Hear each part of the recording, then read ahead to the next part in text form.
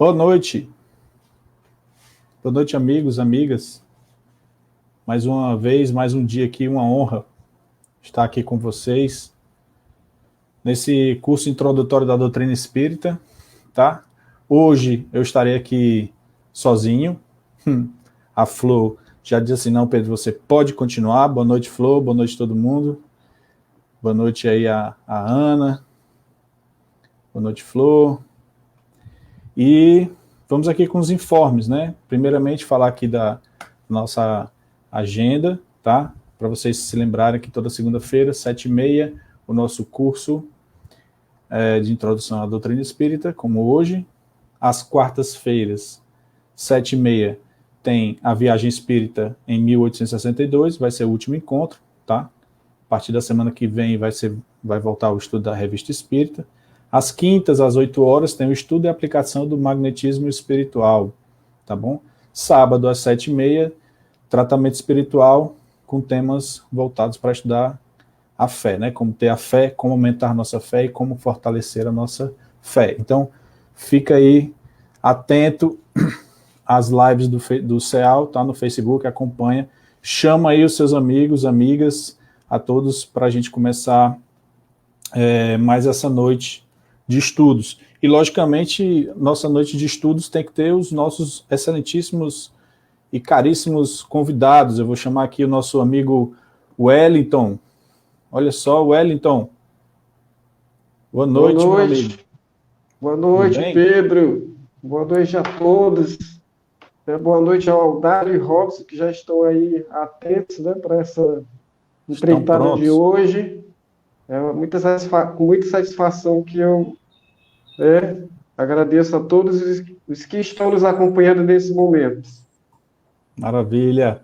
Vamos chamar agora o Robson. Robson, boa noite, meu amigo. Boa noite, Pedro.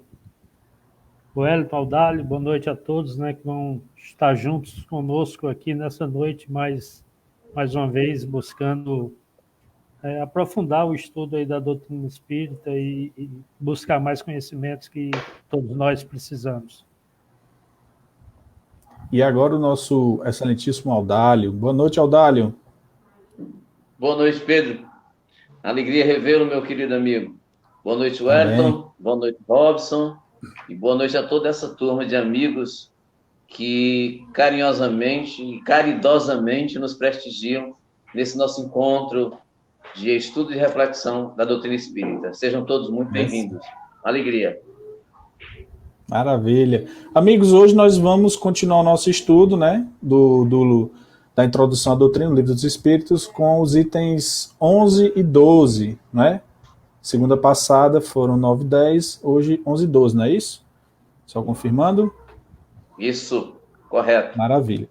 Antes da gente começar, claro, vamos fazer a nossa prece, né? Prece inicial. Chamo o Robson aí para que a gente consiga, para a gente fazer a nossa prece inicial agora, ok? Peço a todos recolhimento e concentração na nossa prece. Isso, então vamos todos lá. Pedro já chamou cada um de nós para o nosso recolhimento e que todos nós possamos pedir a Deus, nosso Pai, Pai de amor, bondade, justiça, que nos ampare nessa caminhada, que toque os nossos corações e que nós nos encaminhemos até Ele, que possamos, através do entendimento da vida, através da percepção do que realmente nós somos, buscar um novo olhar, um novo entendimento, mas, acima de tudo, uma nova realização em cada um dos nossos dias. Que possamos entender a necessidade do amor e da prática da caridade. Que possamos ter uma fé raciocinada e que possamos entender como Deus, que nos ama tanto, pede para que cada um de nós busque aprender, busque entender, mas, acima de tudo, busque fazer com que cada um dos seus dias nós sejamos um pouco melhores do que éramos ontem. Que essa caminhada incessante, pois nós somos imortais como espíritos, possa ser sempre a pauta de cada um dos nossos dias buscando o amor, a prática do bem e da caridade. E que Deus, através dos Espíritos que nos amparam e que nos ajudam, possam tocar os nossos corações e mostrar a cada um de nós o caminho a seguir. Abençoa-nos, ó Pai, e abençoa toda a humanidade hoje e sempre. Assim seja. Que assim seja. Graças a Deus.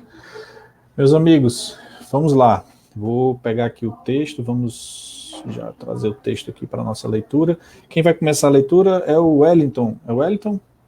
Do item 11. Isso mesmo. Pronto. Tá bom aí? Dá para ver direitinho o tamanho? Ficou bom? Dá para ver. Eu tenho outro recurso aqui, dá para ver tranquilo. Beleza, maravilha. Então vamos começar a leitura. O Livro dos Espíritos, Introdução ao Estudo da Doutrina Espírita, item 11. Esquisito é, acrescentam, que só se fale dos espíritos de personagens conhecidas e perguntam por que são eles os únicos a se manifestarem.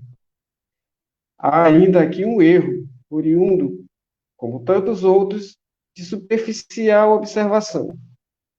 Dentre os espíritos que vêm espontaneamente, muito maior é para nós o número dos desconhecidos do que o dos ilustres, designando-se aqueles por um nome qualquer, muitas vezes por um nome alegórico ou característico.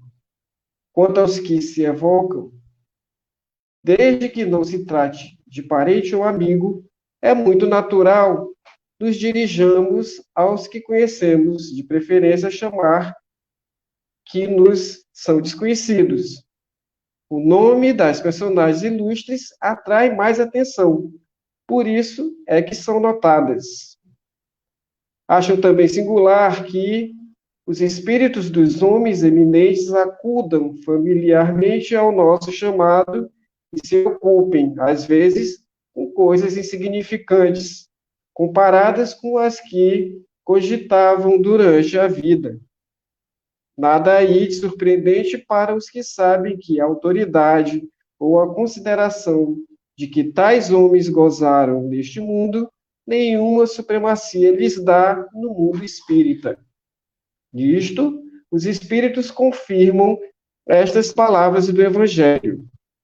Os grandes serão rebaixados e os pequenos serão elevados, devendo esta sentença entender-se com relação à categoria em que cada um de nós se achará entre eles.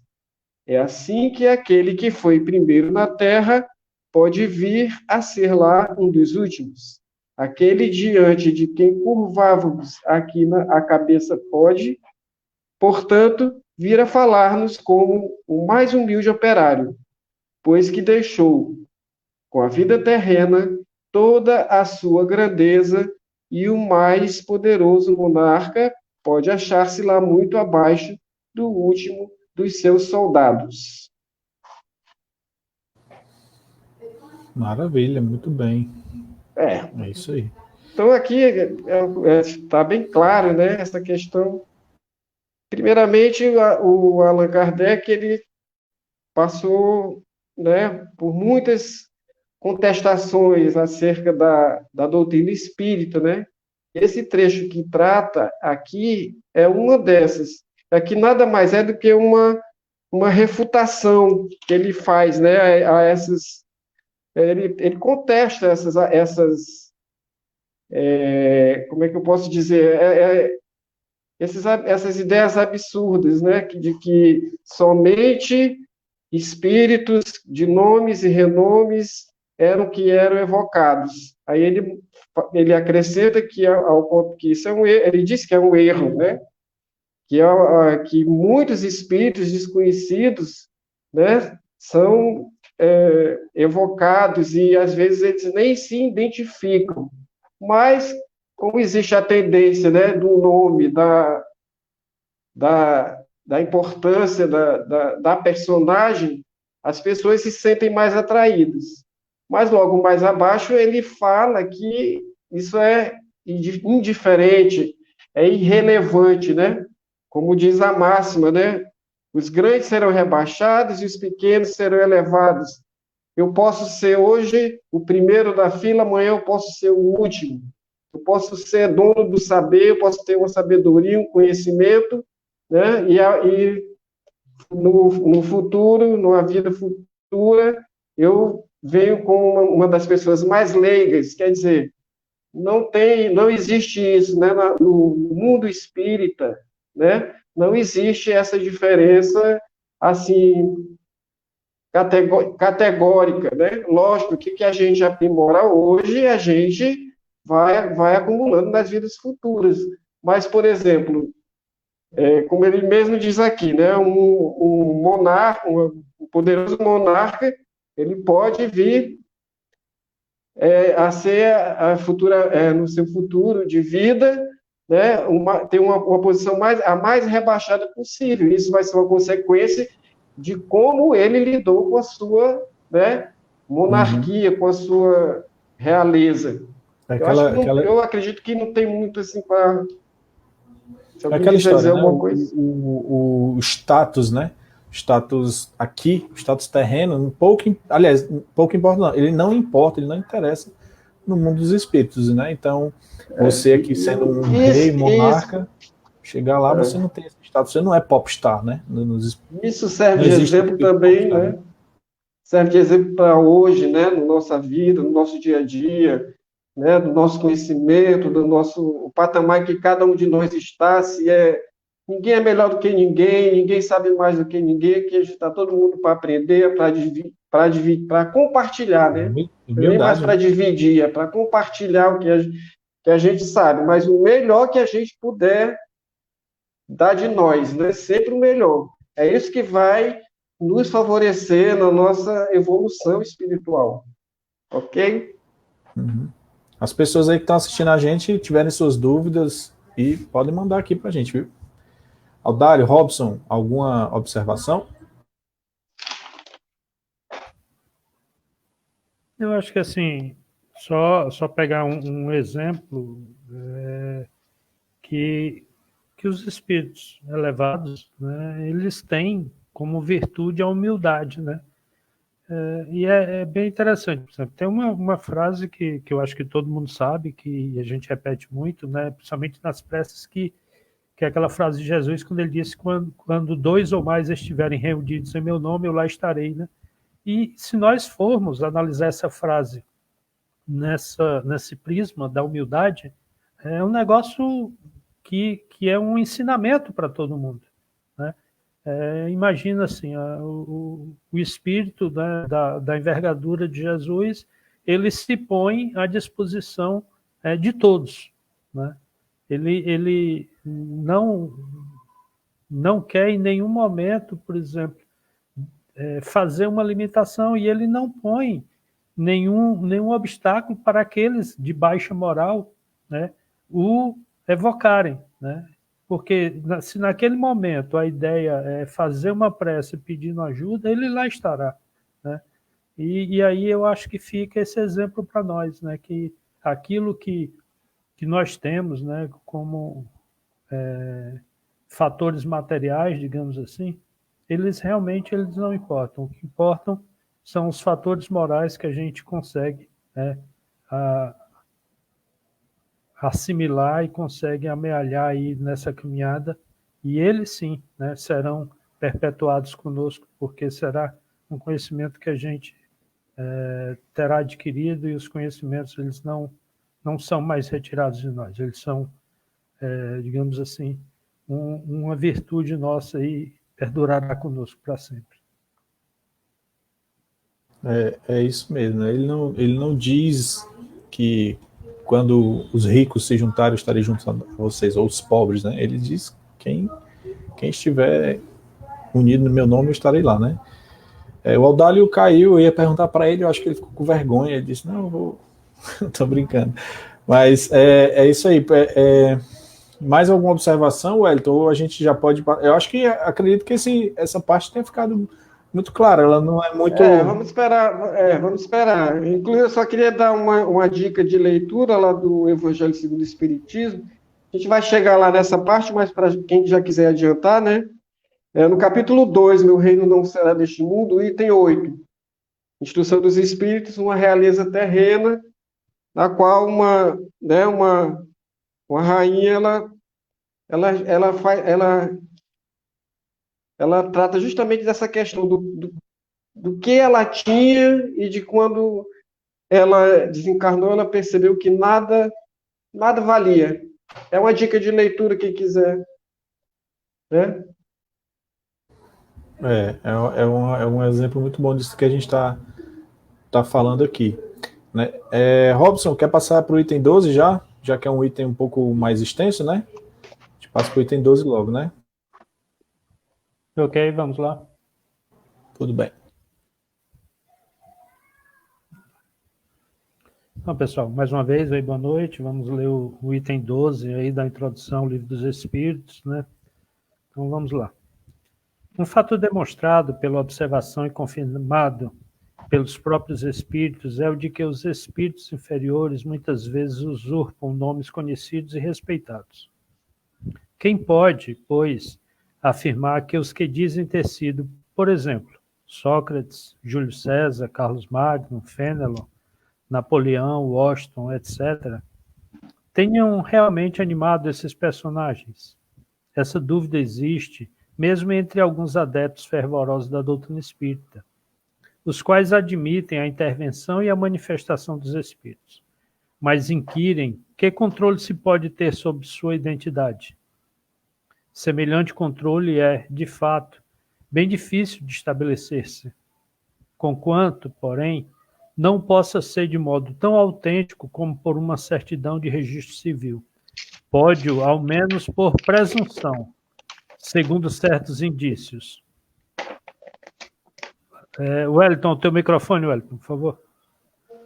Quando se manifesta o espírito de alguém que conhecemos pessoalmente, de um parente ou de um amigo, por exemplo, mormente-se há pouco tempo que morreu, sucede geralmente que sua linguagem se revela de perfeito acordo com o caráter que tinha aos nossos olhos, quando vivo.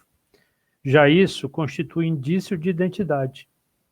Quase não há mais lugar para dúvidas. Entretanto, quando o espírito fala de coisas particulares, lembra acontecimentos de família, sabidos unicamente do seu interlocutor, um filho não se enganará de certo com a linguagem de seu pai ou de sua mãe. Nem pais haverá que se equivoquem quanto a de um filho. Nesse gênero de evocações íntimas, passam-se às vezes coisas verdadeiramente empolgantes, de natureza a convencerem o mais incrédulo. O mais obstinado cético fica, não raro, aterrado com as inesperadas revelações que lhe são feitas. Outra circunstância muito característica acorde em apoio da identidade.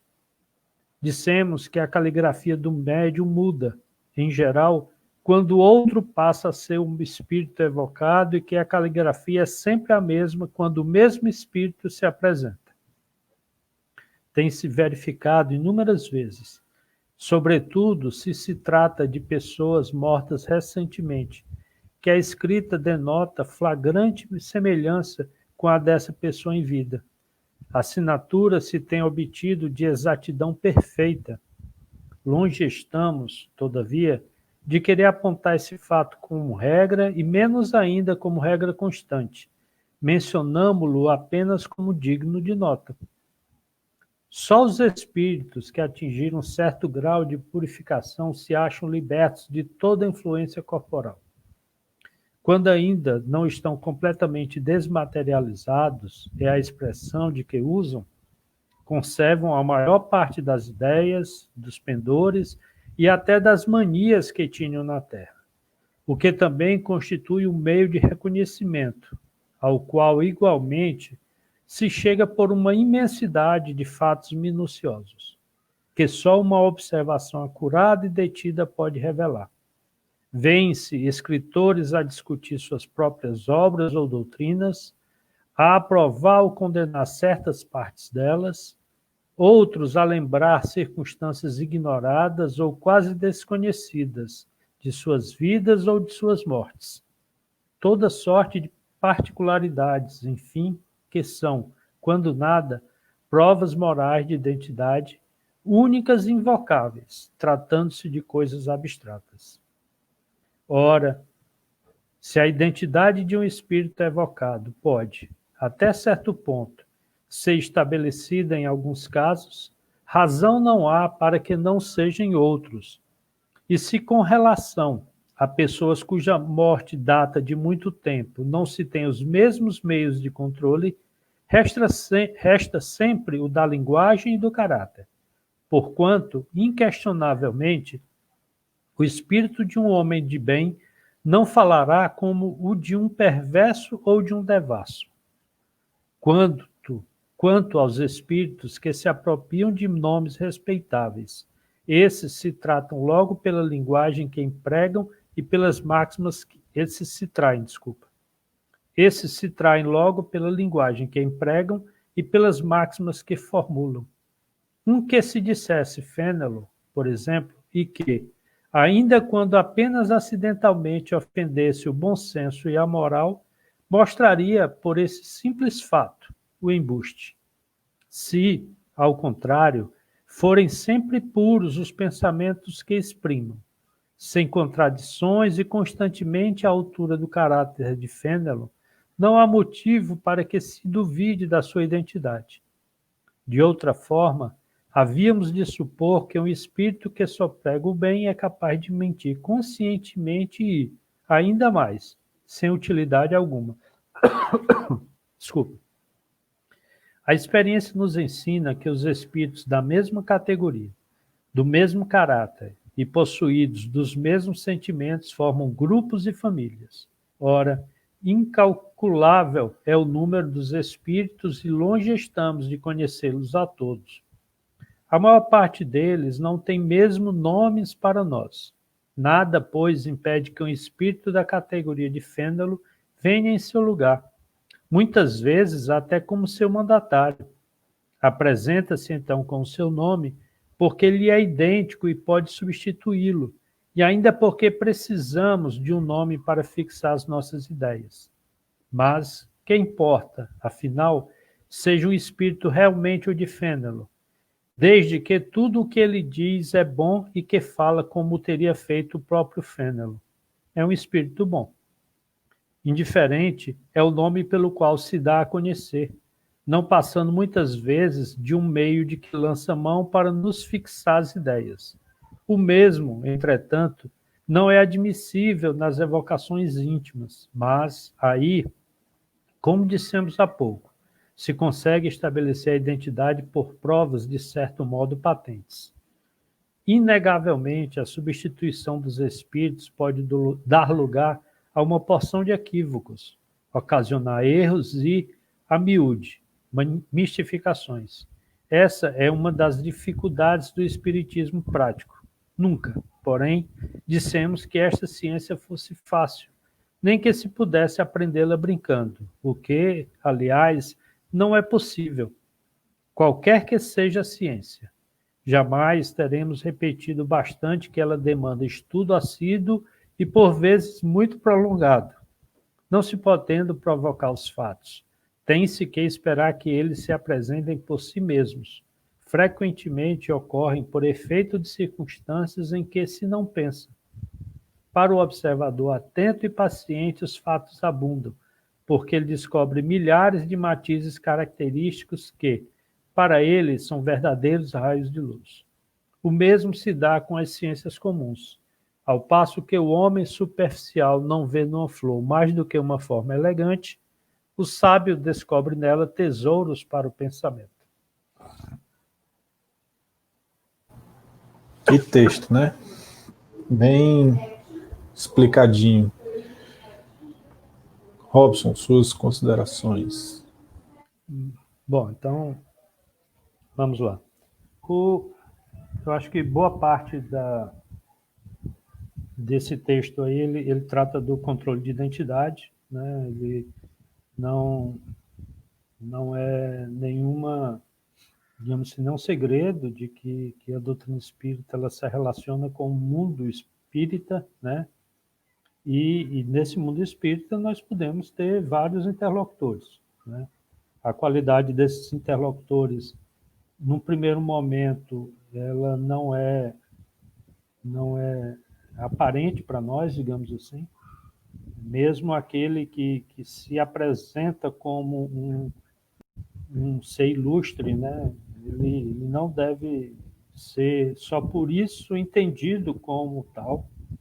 Esse controle de identidade, ele se dá através de uma busca incessante, né, do nosso conhecimento, da nossa, digamos assim, até uma garimpagem que a gente faz dos textos já outrora trazidos, né, para que nós possamos aprimorar essa condição, né, de ter esse controle, já que no primeiro momento ele, como o próprio Allan Kardec fala, ele não é uma coisa simples de se fazer a taxação dessa identidade, né? E aí como é que nós podemos, de certa forma, ter alguma, não sei nem se garantia, mas pelo menos ter um pouco de entendimento ou de certeza daquele que se relaciona, se comunica conosco. Existem diferentes situações, por exemplo, se é uma evocação íntima, se é uma evocação familiar, esse reconhecimento ele se dá de forma mais fácil de ser feito, né? Até pelo conhecimento que se tem do vocabulário, da forma de constituir, de construir as frases, né? de se apresentar, de se conversar. Então, nesse tipo de conversa com um espírito familiar, um espírito amigo, isso se dá de forma mais tranquila, mas nem por isso nós tenhamos que entender que não deva passar por um crivo, né? E acima de tudo, o crivo da razão, né? A emoção, muitas vezes, ela se sobressai e nós possamos vir a ter um entendimento, às vezes até errôneo, né, de que aquela mensagem, ela assinada de uma forma, na realidade, a sua origem é outra. Tá? É muito, muito importante isso, né? Porque às vezes a gente recebe algumas comunicações que a gente vê assim, poxa, tá, por conta da emoção, a gente deixa se levar e já vai aceitando, né? Vamos dizer assim, aquilo ali como uma verdade absoluta. E é como você comentou, né? É sempre a questão da razão que tem que dominar. Por mais que a emoção naquela hora esteja presente, a gente deixa acalmar um pouquinho, depois a gente usa a razão e vamos dizer assim, analisa, né? Aquela comunicação, porque senão a gente pode estar sendo enganado. Seria isso? Positivo. A gente precisa ter um certo cuidado, né? Não também não levemos em consideração que não podemos ou que não devemos nos comunicar com aqueles espíritos que ainda não são tão elevados. Muito pelo contrário, nós devemos sim manter toda uma gama de comunicações, né? Até porque se ele vem e se apresenta dessa forma, ele tem coisas sim a nos ensinar. Tá? Não obrigatoriamente somente os espíritos elevados, eles trarão para nós boas informações, bons conselhos, né? Aquele que se apresenta mostrando a sua real condição e às vezes até as suas experiências, ele pode contribuir conosco, né? Então, o importante é que não haja embuste, né? O importante é que um espírito não queira se fazer passar por outro, né? E ao se fazer passar por outro, nos mistificar, nos fanatizar, né? Pelo fato de nós estarmos, né, tendo uma via direta de comunicação com o espírito elevado. Tá? Esse é talvez um dos pontos mais relevantes, né, nessa questão da comunicação, nessa questão do controle da identidade, que é necessária, né, mas que cabe a nós, né? E como ele, no fechamento, ele fala assim, né, que em nenhum momento ele chegou a falar, a afirmar que o espiritismo prático é algo simples de se fazer, né? Muito pelo contrário, ele afirma que há necessidade de muito estudo, de muita dedicação. Parece que essa parte, quando cai para lembrar do estudo, sempre cai comigo, né? Eu acho que o pessoal já fica preocupado. Opa, o Robson vai mandar a gente estudar, né? Mas, assim, não sou eu não, viu? Leia o autor aí da frase. Como a Flor botou aqui, ó, né? No próprio livro diz, jamais teremos repetido bastante que ela demanda estudo assíduo e por vezes muito prolongado, né? E aí a Flor, assim, pelo tanto que ela digitou aí, mesmo ela digitando rápido como fazia tempo já que ela tinha digitado. Foi um senhor chamado Allan Kardec, viu, que deu essa dica. Tá? Exatamente, está aí no texto. Eu só sou o carteiro aqui trazendo a carta dele aí para vocês. Tá? Então, assim, ó, no primeiro momento, controle de identidade de espíritos familiares, de espíritos amigos, né? Espíritos que tenham alguma convivência conosco. Acho que é o Dálio, acho que seu microfone está aberto. Obrigado. Isso tem uma certa facilidade maior. Tá? Um outro ponto que se tinha para ter esse controle de identidade, no caso aí, ele falou da caligrafia, né? Pelo que ele falou, Allan Kardec.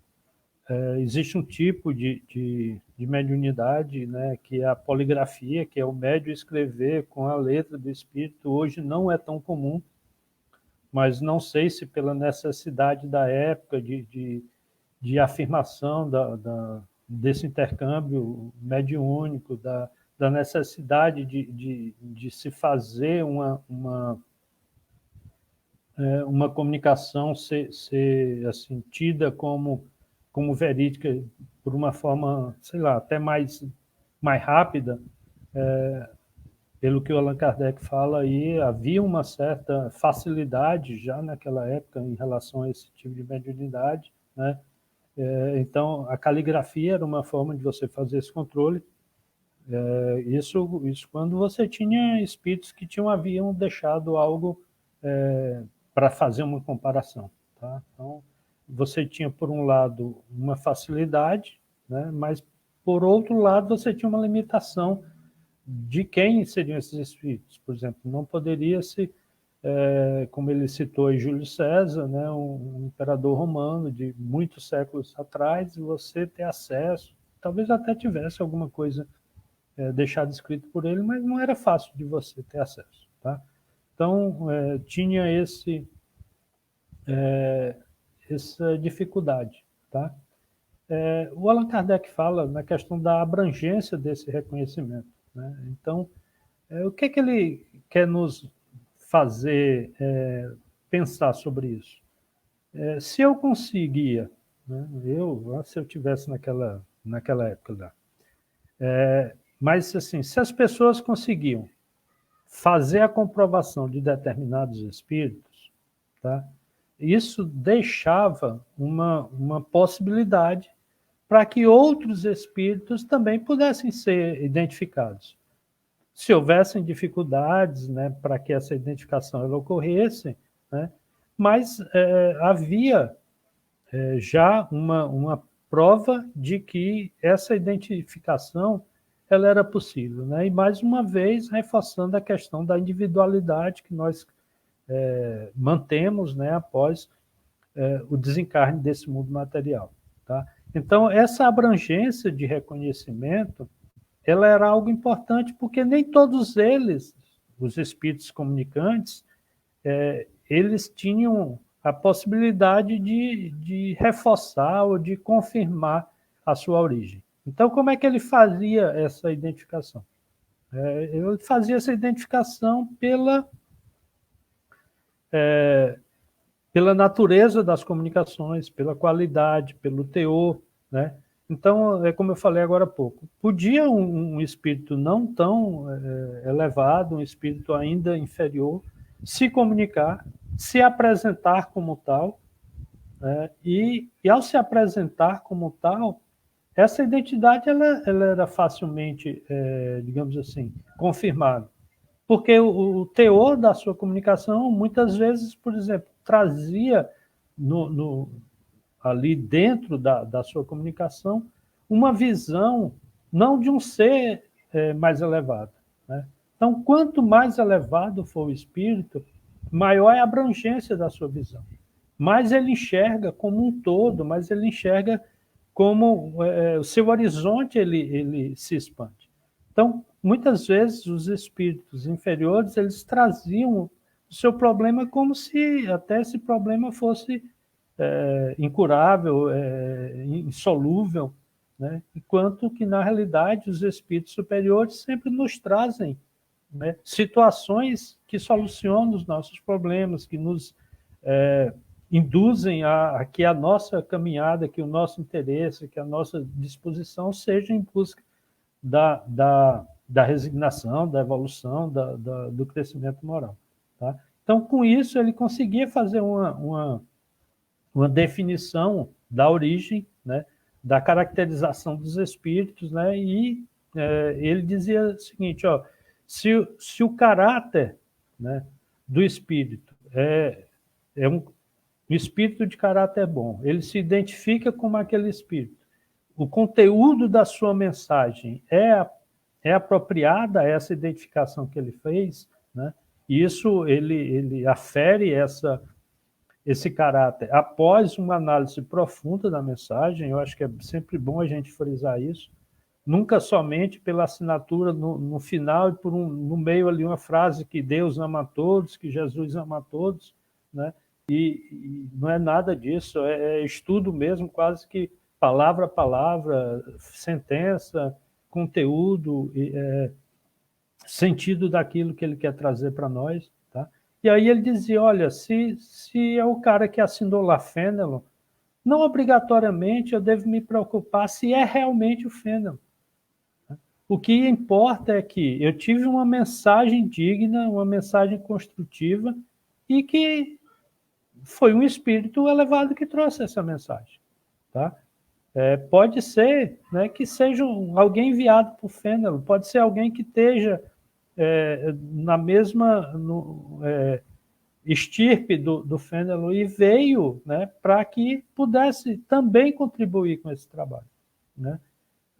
A gente deve entender que não é porque evoluiu que não quer trabalhar, que não quer ajudar, não. Muito pelo contrário. É essa busca pela ajuda, né, pela realização de algo em prol do bem, ela é constante. Né? Até aquela frase, como eu finalizei aí o comentário do Hélito, que Jesus se prontifica a estar ao nosso lado. Isso é a vontade dele de nos amparar e de mostrar os nossos caminhos. Né? Então, essa abrangência, né, do conhecimento, do reconhecimento do espírito, a utilidade que a gente deve ter dessa identidade. Por que é importante esse controle de identidade? Porque nós deixaremos de ser fraudados, nós deixaremos de ser alvo de embustes de espírito, nós deixaremos de ficar indo numa direção que está equivocada, porque a gente entendeu que aquela mensagem ali tinha algo que não merecia a nossa atenção, né? Ou merecia atenção no sentido de entender que ela não era uma mensagem verdadeira. Tá? Então, é sim necessário que nós busquemos esse controle de identidade. O Allan Kardec está aí, no caso, continuando a responder aos detratores, né, as contradições os contraditores que traziam, né, a vontade de certa forma, desestruturar a doutrina espírita, mas a gente aproveita isso para trazer hoje para o que é mais a nossa necessidade e realidade, que é entender, né, aqueles com quem nós nos relacionamos e fazer com que as suas mensagens apoiem a nossa vontade de seguir adiante, de evoluir como ser humano, como espírito. Tá? E eu tinha deixado aqui para o final a necessidade do estudo, né? O que o Allan Kardec ele quer nos trazer com isso? Não é algo fácil, não é algo que nós, de um momento para o outro, aprimoraremos, né, a capacidade de pensar uma determinada palavra de uma frase e entender que aquela palavra ali contribuiu para que o sentido total, sentido geral da frase, da mensagem, ficasse distorcido, né? Então, é só mais um ponto de estudo, né? Não é algo assim que vá pautar todo o nosso estudo, mas aquele que reconhece a necessidade do estudo espírita, da doutrina espírita, aquele que se dedica ao espiritismo prático, ele tem, né, e para aqueles que assim, não entenderam exatamente o termo espiritismo prático, acho que uma tradução rápida disso seria aquele que se dedica, por exemplo, ao exercício da mediunidade, à prática da mediunidade, para que se tenha um pouco mais de cuidado, né? Até porque muitas vezes nós podemos estar inseridos numa situação em que algo não soou bem, algo não foi bem assimilado por nós, mas essa mensagem ela passou como verdadeira. Desculpa, marmudez. E aí, será que não vale a pena, sei lá, chamar alguém para conversar, para tentar se aprofundar muito mais naquela questão,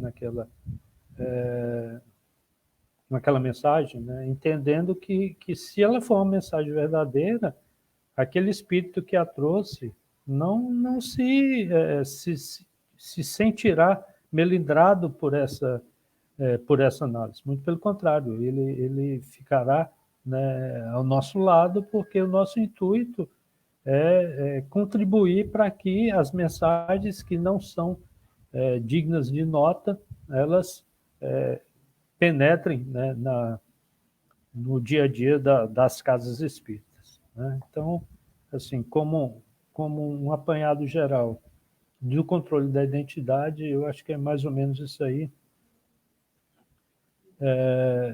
A Edneuza, ela falou aí, é importante identificar e compreender as mensagens, né? Com certeza, não podemos nunca receber uma mensagem e só porque ela foi assinada até por um determinado médium, isso aí era um ponto que eu também ainda não havia tocado. Não, esse médium as mensagens dele são irrefutáveis, são dignas de nota e tal, mas não todos nós somos falhos ainda, né? O nosso planeta é a prova disso. Então, nós sim devemos sempre, independente da origem, do mundo espiritual, independente da casa espírita em que a gente esteja, independente do médium que foi o portador, dos componentes daquela sala de mediúnica, a gente deve ter sempre um máximo de atenção e cuidado. Tá? Com vocês aí, senhores. É isso aí. Wellington, tem alguma coisa para dizer, Audálio?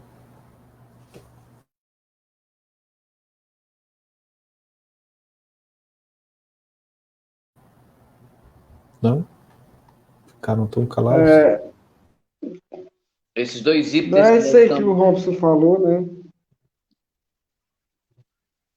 Vai falar, vou deixar o Audálio falar.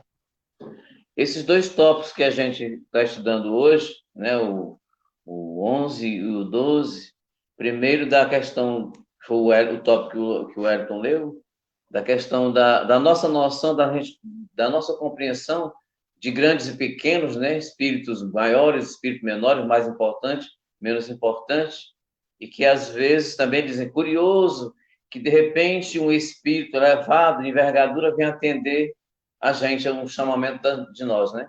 E que você, inclusive, colocou aí já também, que no mundo espiritual, e a proporção que o espírito reconhece, tem essa consciência de elevação espiritual e da condição que ele está, mesmo que ele tenha sido um espírito aqui na Terra, de envergadura, de um grande status, isso não tem mais nenhuma importância, né?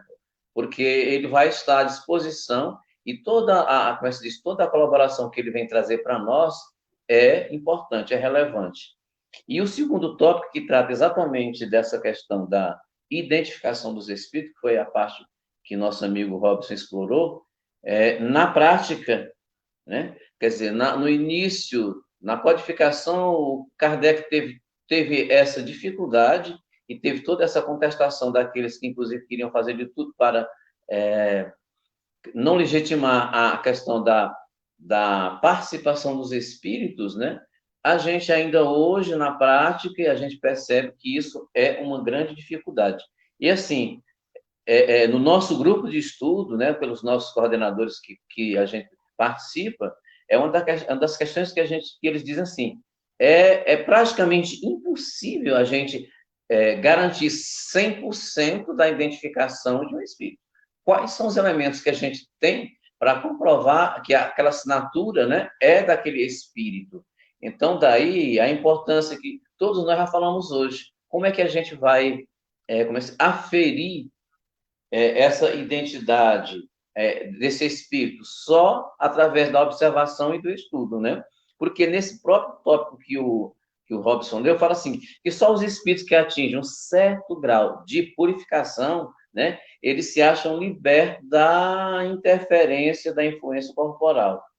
Os que não atingirem esse patamar, eles trazem ainda na sua, né, ao longo da sua experiência, todas as ideias, as manias, os trejeitos, tudo, enfim, que eles levaram daqui para o plano espiritual. Daí, quando a gente está lidando com a evocação de um espírito familiar, de um amigo, de um irmão, uma pessoa conhecida, é fácil, isso é um parâmetro da gente poder aferir, né, essa condição, essa identificação do espírito. Vou evocar agora o espírito do meu irmão, que desencarnou há algum tempo.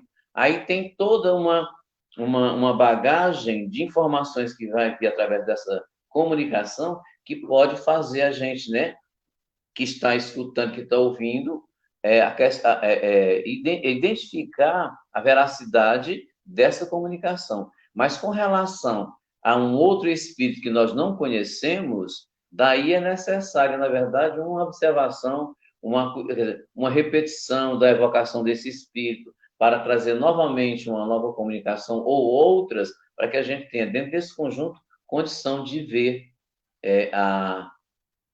o resultado, né, do que a gente está buscando dentro desse campo de estudo. Na verdade, é um dos campos mais delicados, repito, é a questão da identificação dos espíritos, que vai depender também, como o Robson falou aí, porque a gente está falando da questão dos espíritos, dessa possibilidade, mas também tem toda a questão do preparo do médium, da segurança do médium, do conhecimento do médium que está recebendo, que está sendo o meio, né, de comunicação, de trazer essas mensagens.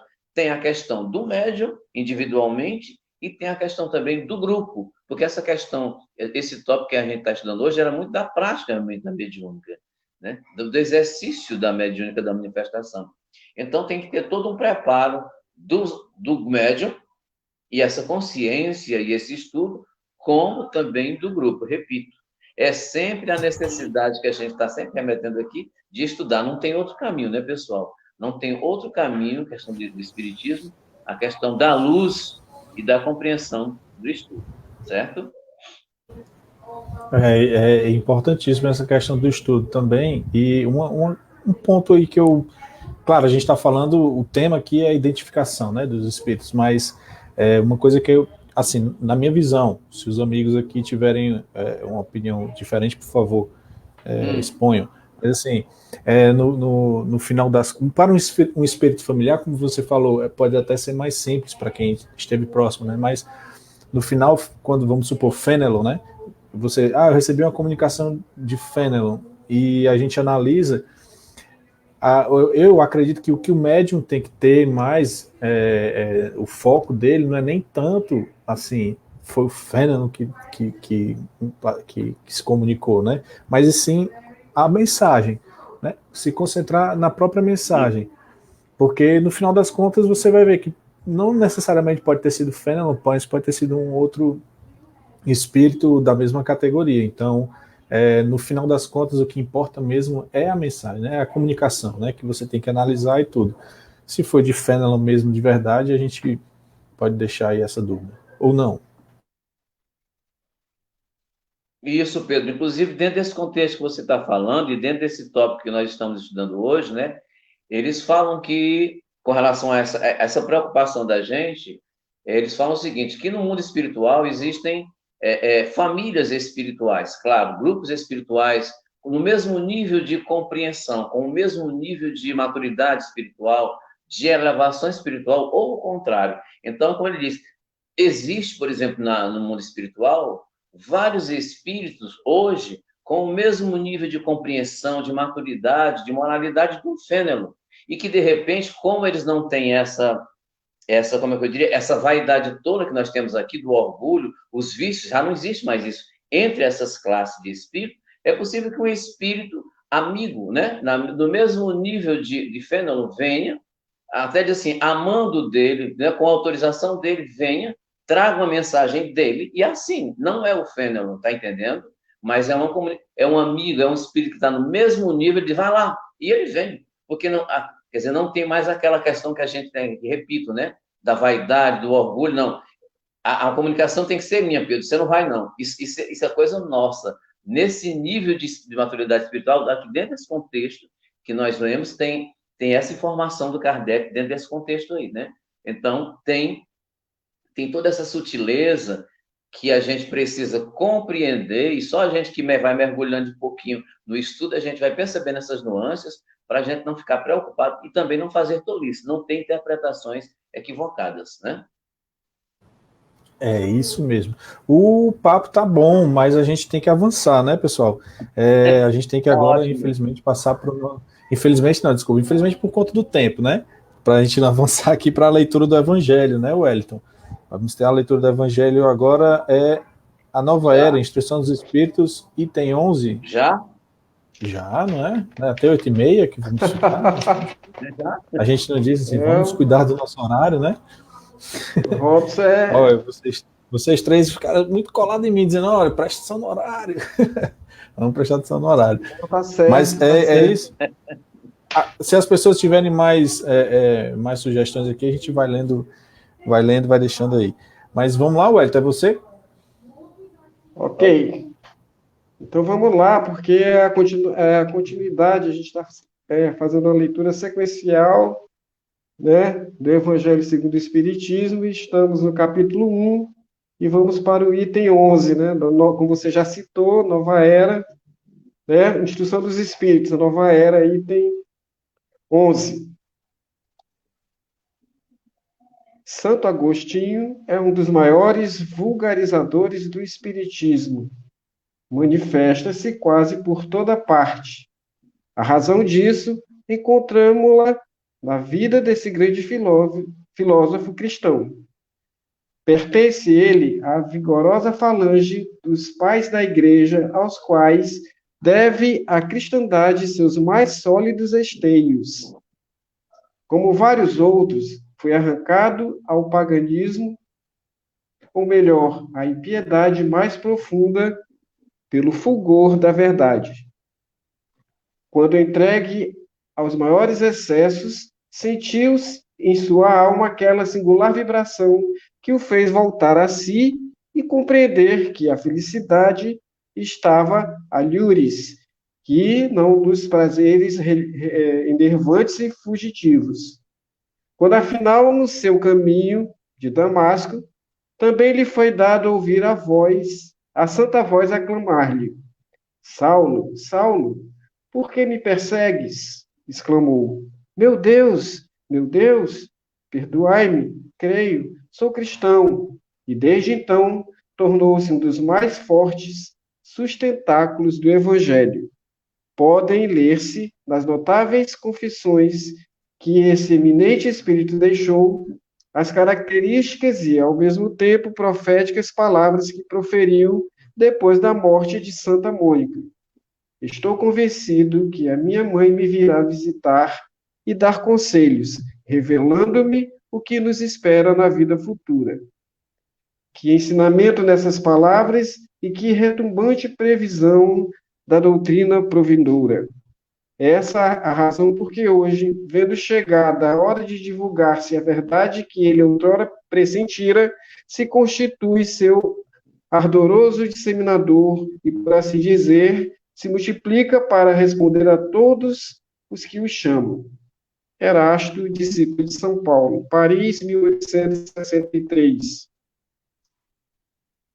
Vou aproveitar e agradecer a participação de todos e dar o meu breve adeus até a próxima segunda-feira, se Deus quiser. Um abraço a todos, Robson, Pedro, Audálio, e a todos os que estão aí nos acompanhando nesse momento, uma semana de paz, de tranquilidade e serenidade. Que assim seja. Vamos agora para a nossa prece final, né, Odálio? A magnetização da água, não é isso? Pedir aqui mais uma vez, também aproveitar a questão da prece para falar um pouco da Rosângela, né, que está bem melhor, está melhorando muito, graças a Deus. Boas notícias dela, né? E aproveitar também e pedir para vocês que nesse momento de prece agora da magnetização a gente se concentre nas pessoas que estão precisando, né, de apoio, que estão enfermas, tanto com doenças do espírito quanto doenças da carne, não é isso? Tem um tempinho aí para você pegar seu copo d'água para a gente magnetizar. Enquanto isso, se os nossos amigos quiserem falar.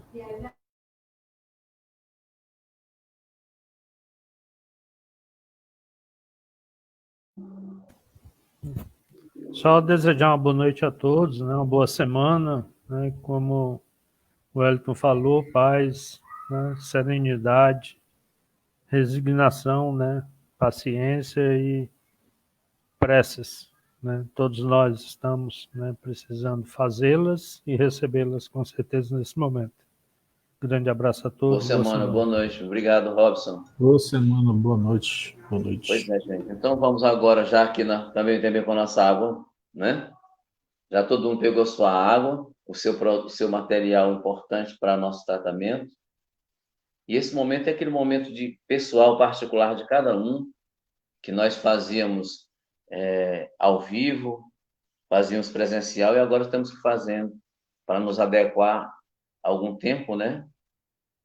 Pelas redes, pela internet, fazemos, né, dessa forma. Então vamos nos concentrar, temos a certeza de que Jesus está conosco, porque não importa os meios, né? O nosso meio de comunicação aqui são os nossos pensamentos, independentemente do espaço físico e das ferramentas. Então, com certeza ele está conosco, nós temos essa certeza, e os bons espíritos com certeza vão estar conosco. Nós temos essa consciência porque o estudo e essa possibilidade nos é concreta. Então vamos lá, unir os nossos pensamentos, pedindo permissão a Deus em nome de Jesus, que é nosso médico, modelo e guia, que nos assista nesse instante. Que através dos nossos anjos guardiões, dos nossos benfeitores espirituais, os nossos mentores de grupo de estudo, Santo Agostinho, São Vicente, e desses grupos de segunda-feira, Dr. Bezerra de Menezes, Curadás, que todos esses espíritos venham ao nosso encontro, se façam conosco, e que nesse instante possam depositar sobre as águas, fluidos magnéticos que possam transformar em elementos, em fluidos sutis, de paz, de serenidade, e de elementos que possam possibilitar a nossa cura, a cura daqueles que se encontram enfermos do corpo físico, mas também do espírito. Que todos nós possamos absorver esses fluidos, essas energias. E rogamos em particular nesse instante a esses dois médicos, Dr. Bezerra de Menezes, Dr. Demé Vianney, que possam envolver a nossa amiga e companheira Rosângela, que encontra-se em tratamento, em recuperação, graças a Deus em recuperação positiva, mas que ainda necessita desses fluidos, que ela possa receber nesse instante essas energias. E também, em particular, o nosso amigo e irmão consanguíneo, Reginaldo, que também, a partir de hoje, entra num processo de tratamento delicado de um linfoma e que está realmente em processo de início de tratamento. Que ele possa também receber através dos nossos pensamentos, das nossas vibrações e desses espíritos que trabalham conosco, essas irradiações, emanações sutis para cura, para a suavidade das dores que ele possa enfrentar. Nós queremos te agradecer, ó Pai, a oportunidade de estarmos juntos nesse ideal, abrigados e albergados nesse centro espírita que nos acolhe e nos possibilita a atividade como trabalho, a atividade como estudo e a atividade especialmente da cura, do cuidado com as nossas doenças físicas, com as nossas doenças espirituais. Agradecemos por tudo, que essas emanações possam se expandirem a todos os recantos dessa cidade, desse estado, dessa pátria a que nós estamos vinculados, tão carente de paz, de amor e de saúde, especialmente saúde espiritual. Obrigado, Pai, por tudo. Fica conosco, hoje e sempre, e que assim seja. Uma boa noite a todos. A nossa gratidão e que possamos estar juntos na nossa próxima segunda-feira, iniciando já o mês de outubro, né, Pedro? Outubro rosa. Um grande abraço a todos. Um grande abraço, pessoal. Boa noite. Um abraço. Tchau, pessoal. Boa noite. Boa noite. Muito obrigado. Tchau, tchau. Até logo. Um abraço. Até quarta, pessoal. Até quarta. Até quarta, nosso estudo. Vai lá, tchau, Dário. Até mais.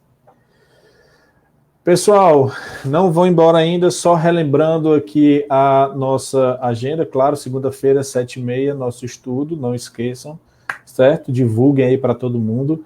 Às quartas-feiras, 7h30, Viagem Espírita em 1862, vai ser o último encontro falando disso, e a partir da semana que vem, volta o estudo da Revista Espírita. Às quintas, às 8 horas, tem o estudo e a aplicação do magnetismo espiritual, tá? E sábado, às 19h30, claro, aquele encontro bacana com Cícero e companhia no tratamento espiritual. E aí vamos ter temas voltados para o estudo da fé, né? Não esqueçam, acompanhem a nossa página no CEAL, lá no Facebook, a nossa página também lá no YouTube, com os vídeos, tá bom? E, pessoal, eu queria agradecer mais uma vez a presença de todos, tá? Espero que tenha sido um estudo muito bom, e boa noite, até quarta-feira. Até mais, pessoal.